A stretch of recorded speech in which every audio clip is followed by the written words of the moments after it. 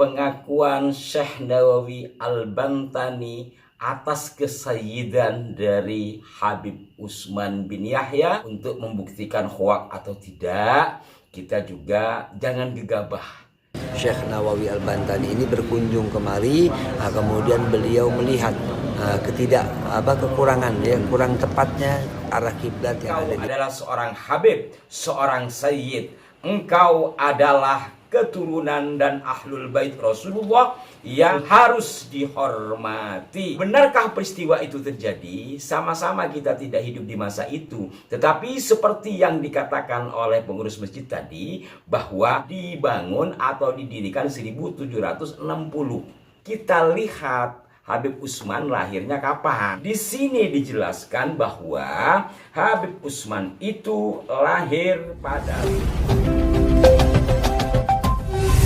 Assalamualaikum warahmatullahi wabarakatuh. Salam jumpa, salam sejahtera untuk Anda semua. Salam persaudaraan dari kami Al9 Channel. Saudara-saudaraku sekalian, ada yang bertanya terkait dengan pengakuan Syekh Nawawi Al-Bantani atas kesayyidan dari Habib Utsman bin Yahya, yang peristiwanya menurut cerita yang berkembang itu juga berkenaan dengan Masjid An-Nawir Pekojan Jakarta. Hal ini dulu sempat santer ya, sekarang nampaknya menguap lagi sehingga ada yang bertanya, benarkah peristiwa itu terjadi?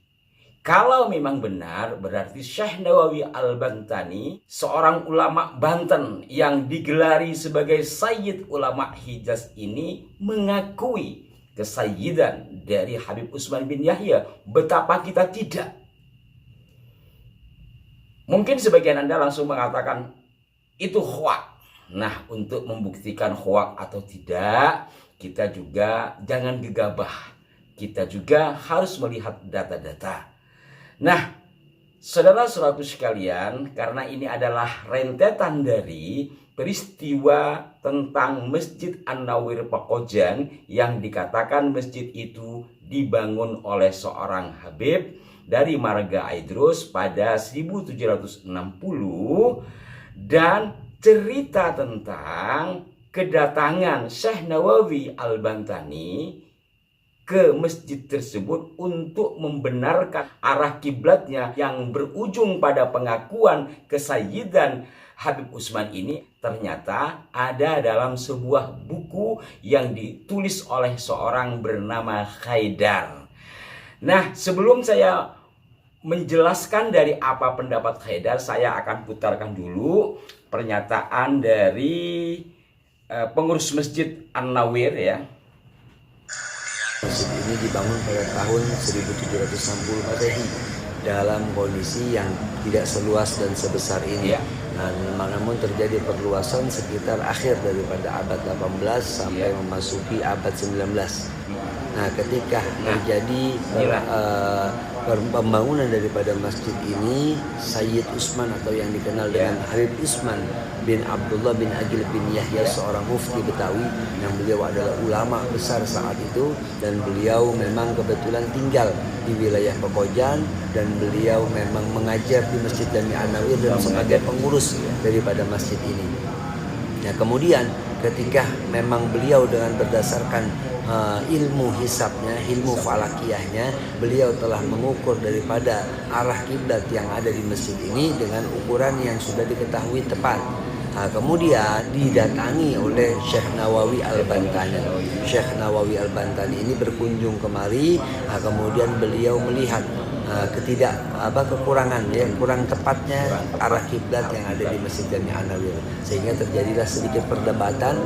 Kemudian saat itu Syekh Nawawi mengeluarkan daripada karomahnya di hadapan Habib Utsman bin Abdullah bin Agil bin Yahya, dengan Ka'bah bisa terlihat dari tempat ini, dari masjid ini, sehingga saat itu Habib Utsman bin Abdullah. Jadi ketika Syekh Nawawi mengeluarkan karomahnya, lalu kiblat atau Ka'bah terlihat dari Masjid An-Nawir Pekojan itu, Habib Utsman begitu kagum terhadap Syekh Nawawi.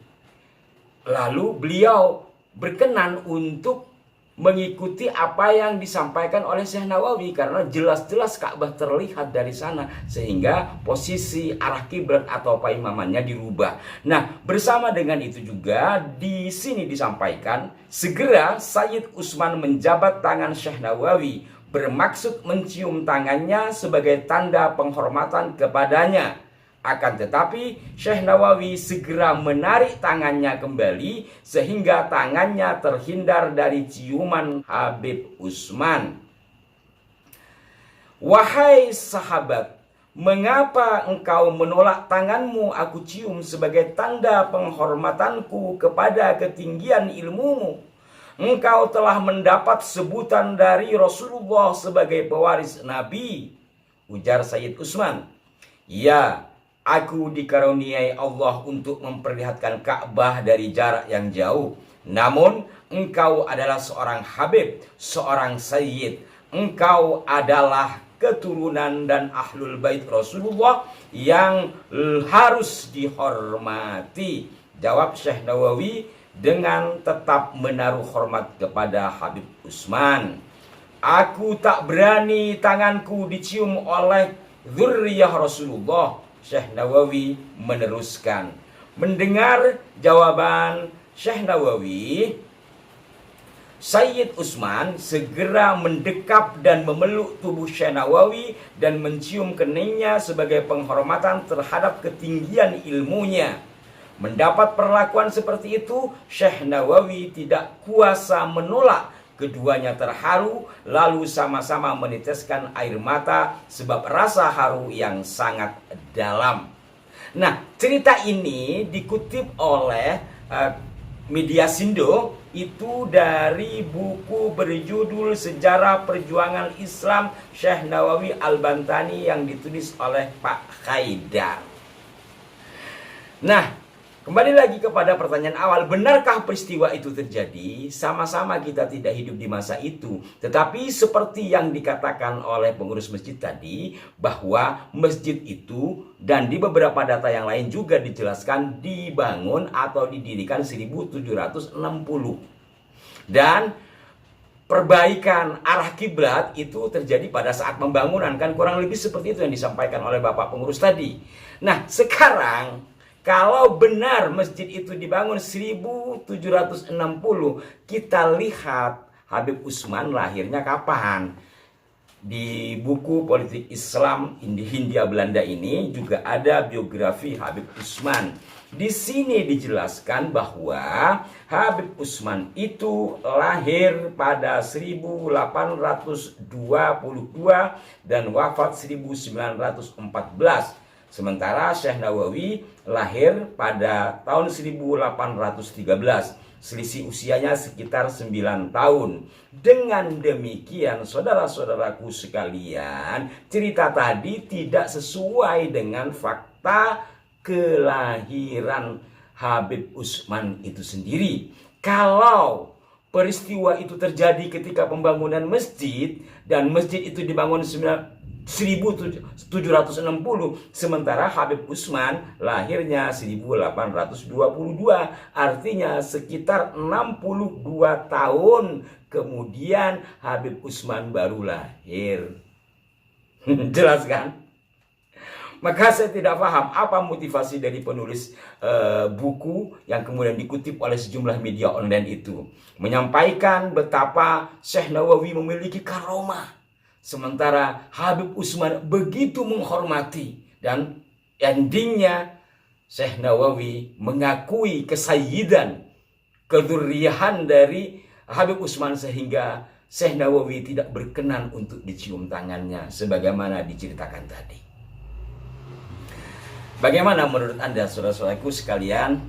Kalau saya menganalisa ini adalah pola-pola ya. Banyak sekali cerita-cerita seperti ini dengan meninggikan orang-orang kita, ulama-ulama kita, tapi nanti menyelipkan tokoh-tokohnya sendiri yang mengglorifikasi dari peristiwa yang terjadi.